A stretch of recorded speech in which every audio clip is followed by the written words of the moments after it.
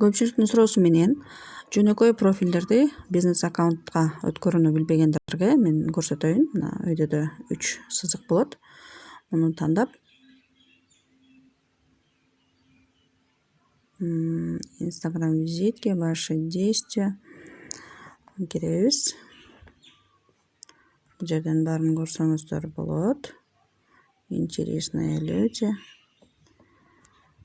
Редактировать профиль. Мунун баардыгын кирип көрүп чыгуудан коркпоңуздар. На переключение на профессиональный аккаунт деген бар. Мынакей. Авторский болсо, авторду белгилесеңер, бул жеке аккаунт болуп калат. Буну блогерлер ошентип иштетсе болот. Бизнес үчүн болгон үчүн бул бизнес аккаунтту белгилейбиз. Продолжать кыласыңар. Узнай больше о своих подписчиков дейт. Увеличение охват, новый способ связи. Мынакей.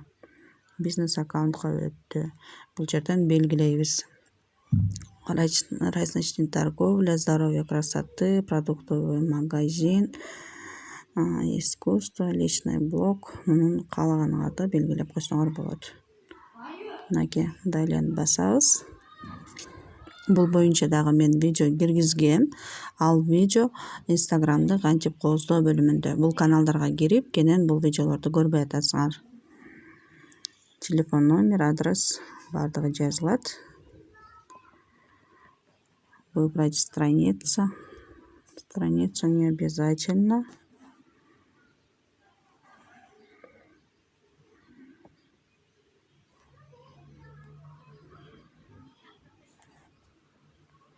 Перейти в профиль. Мынакей көрдүңөрбү? Бизнес аккаунт болгондо мынантип өзгөрүп калат.